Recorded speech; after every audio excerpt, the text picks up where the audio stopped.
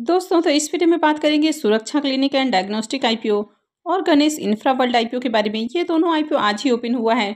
तो चलिए देखते हैं कि आईपीओ डे 1 में कितना सब्सक्राइब हुआ है। और इसके अलावा इन्वायरो इंफ्रा इंजीनियर्स आईपीओ के बारे में भी बात करेंगे कि आईपीओ की लिस्टिंग तो हो चुकी है, लेकिन लिस्टिंग के बाद आपको क्या करना है। तो इससे पहले कि मैं वीडियो को शुरू करूँ, अगर आप इस चैनल पर पहली बार विजिट कर रहे हैं या फिर आपने चैनल अब तक सब्सक्राइब नहीं किया है तो चैनल को सब्सक्राइब कर लें और वीडियो को भी लाइक कर दें। तो पहले बात कर लेते हैं गणेश इंफ्रा वर्ल्ड आईपीओ के बारे में। आईपीओ आज ही ओपन हुआ है और ये 3 दिसंबर को क्लोज होने वाला है। फेस वैल्यू ₹5 पर शेयर है। बुकिंग प्राइस 83 है और आईपीओ में 1600 शेयर्स का लॉट है। आईपीओ के इशू साइज को देखें तो आईपीओ 98.58 करोड़ का है और पूरा का पूरा ये फ्रेश इशू का आईपीओ है।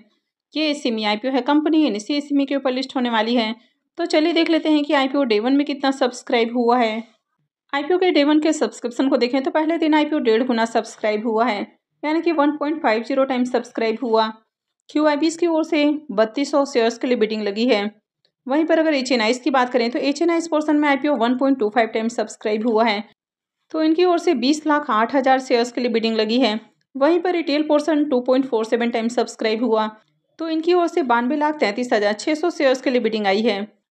तो डे 1 में देखें तो आईपीओ में 6,142 एप्लीकेशंस लगा है, जिसमें क्यूआईबीज की ओर से मात्र 1 एप्लीकेशंस है, एचएनआईज की ओर से 370 एप्लीकेशंस और रिटेलर्स की ओर से 5,771 एप्लीकेशंस है। तो आईपीओ देखें तो 98 करोड़ का है। उसके अकॉर्डिंग देखें तो आईपीओ में बढ़िया सब्सक्रिप्शन देखने को मिल रहा है। इसके प्रीमियम को भी देखें तो इसका प्रीमियम अभी ₹35 के ऊपर ट्रेड कर रहा है। आईपीओ में 1600 शेयर्स का लॉट है, तो आईपीओ से करीब ₹56,000 का प्रॉफिट हो सकता है। प्रीमियम को देखें तो प्रीमियम 42% के ऊपर देखने को मिल रहा है, तो इसका प्रीमियम भी आपको डिसेंट प्राइस के ऊपर देखने को मिल रहा है। और आईपीओ में डे 1 में अच्छी डिमांड भी है। कंपनी भी अच्छी है, कंपनी के फाइनेंशियल भी अट्रैक्टिव हैं। आईपीओ का एंकर लिस्ट भी बढ़िया देखने को मिल रहा है, तो आगे इस आईपीओ में अप्लाई किया जा सकता है। नेक्स्ट ऐप है सुरक्षा डायग्नोस्टिक आईपीओ। ये आईपीओ भी आज ही ओपन हुआ है और ये 3 दिसंबर को क्लोज होगा। फेस वैल्यू ₹2 पर शेयर है और बुकिंग प्राइस ₹441 है। आईपीओ में 34 शेयर्स का लॉट रखा गया है। आईपीओ 846.25 करोड़ का है और ये पूरा का पूरा ऑफर फॉर सेल आईपीओ है, यानी कि इस आईपीओ से कंपनी को ₹1 का भी बेनिफिट नहीं मिलने वाला है। ये पूरा का पूरा पैसा कंपनी के प्रमोटर्स और इनके जो एग्जिस्टिंग शेयर होल्डर्स हैं तो उनके पास जाने वाला है। ये मेन बोर्ड आईपीओ है, तो कंपनी बीएससी और एनएससी के ऊपर लिस्ट होगी। तो चलिए देख लेते हैं कि आईपीओ डे 1 में कितना सब्सक्राइब हुआ है। आईपीओ के डे 1 के सब्सक्रिप्शन को देखें तो पहले दिन आईपीओ 0.11 टाइम, यानी कि मात्र 11% ही सब्सक्राइब हुआ, जिसमें क्यूआईबीज की ओर से देखें तो एक भी एप्लीकेशंस नहीं लगा है। एचएनआईज पोर्शन में आईपीओ 0.04 टाइम सब्सक्राइब हुआ, तो एचएनआईज को इस आईपीओ में 28,78,400 शेयर्स ऑफर किए गए हैं और इसके अगेंस्ट में अगर बिडिंग को देखें तो 1,21,142 शेयर्स के लिए बिडिंग लगी है।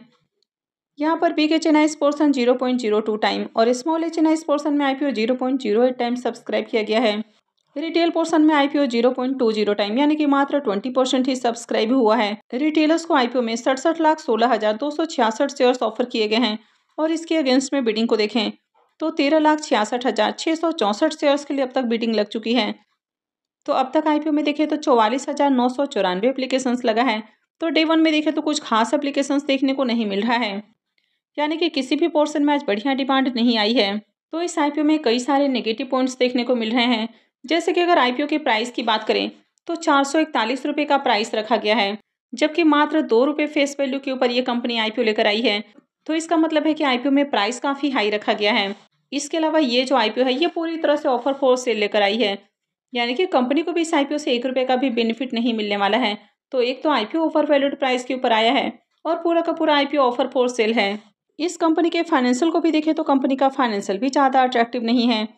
कंपनी के अगर रेवेन्यू को देखें तो फाइनेंशियल 22 के मुकाबले कंपनी का रेवेन्यू डाउन देखने को मिला है, यानी कि 23 में इसका रेवेन्यू गिरकर 193 करोड़ और 24 में भी देखें तो 222 करोड़ ही देखने को मिला है, यानी कि फाइनेंशियल 22 के मुकाबले अभी भी इसका रेवेन्यू डाउन है। कंपनी के प्रॉफिट को भी देखें तो कंपनी बढ़िया प्रॉफिट भी नहीं बना पा रही है। फाइनेंशियल 22 में कंपनी जहां 20 से 21 करोड़ के अराउंड प्रॉफिट बना रही थी, फाइनेंशियल 23 में घट के मात्र 6 करोड़ देखने को मिला और फाइनेंशियल 24 में देखें तो 23 करोड़ का देखने को मिला है। तो किसी साल कंपनी प्रॉफिट बनाती है तो दूसरे साल प्रॉफिट के अंदर बड़ी गिरावट देखने को मिलती है। तो कोई भी कंपनी अगर बढ़िया प्रॉफिट नहीं बना पा रही है तो कंपनी का फाइनेंशियल बिल्कुल भी अच्छा नहीं है। वैसे कंपनी के नेटवर्थ और रिजर्व को देखें तो ये दोनों ही आपको बढ़ते हुए देखने को मिल रहा है। और कंपनी के ऊपर अगर कर्ज को देखें तो कर्ज ज़्यादा देखने को नहीं मिल रहा, पहले के मुकाबले कर्ज कम हुआ है। लेकिन अगर ओवरऑल फाइनेंशियल को देखें तो फाइनेंशियल बिल्कुल भी अच्छा नहीं है। अब सुरक्षा क्लिनिक एंड डायग्नोस्टिक आईपीओ के ग्रे मार्केट प्रीमियम को देखें तो अब तक इसका ग्रे मार्केट में प्रीमियम ओपन नहीं हुआ है। और यहाँ पर आईपीओ में देखें तो काफ़ी सारे नेगेटिव पॉइंट्स भी आपको देखने को मिल रहे हैं, यानी कि काफ़ी रिस्की आईपीओ है। आईपीओ काफ़ी ज़्यादा ओवर वैल्यूड प्राइस के ऊपर आया है, पूरा का पूरा आईपीओ ऑफर फॉर सेल है और मार्केट में इस आईपीओ की डिमांड भी नहीं है। आईपीओ में बढ़िया सब्सक्रिप्शन भी देखने को नहीं मिल रहा है और ग्रे मार्केट में इसका प्रीमियम भी ओपन नहीं हुआ है। कंपनी का फाइनेंशियल भी अट्रैक्टिव नहीं है, तो इस आईपीओ में अप्लाई करना बहुत ज़्यादा रिस्की है, तो इस आईपीओ को अवॉइड ही करना है। तो चलिए अब इन्वायरो इंफ्रा इंजीनियर्स आईपीओ को भी देख लेते हैं।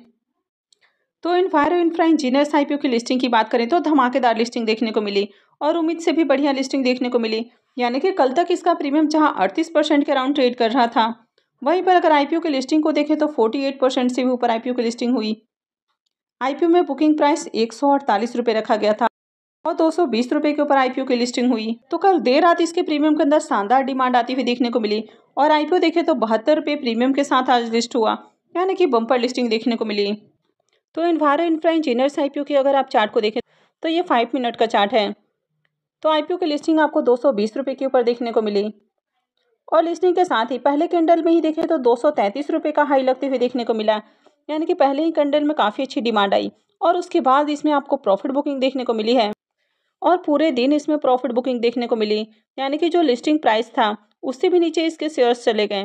तो जब भी आपको इस तरह का पैटर्न देखने को मिलता है, यानी कि लिस्टिंग के बाद पहले ही कैंडल में आपको एक हाई दिखाया जाता है और उसके बाद सडनली आपको प्रॉफिट बुकिंग देखने को मिलती है और पूरे दिन प्रॉफिट बुकिंग देखने को मिलती है, तो आपको इस तरह के जो शेयर्स होते हैं तो इनमें कभी भी होल्ड करके नहीं रखना है।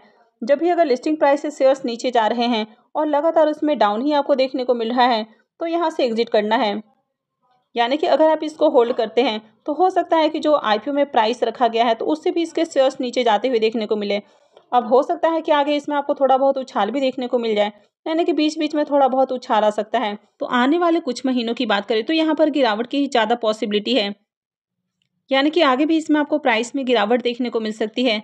मैंने ऑलरेडी कल लिस्टिंग डे स्ट्रेटजी वाली वीडियो में भी बताया था कि कंपनी का कोई यूनिक बिजनेस मॉडल भी नहीं है, कि कंपनी आने वाले समय में बहुत इसमें आपको ग्रोथ देखने को मिलने वाली है।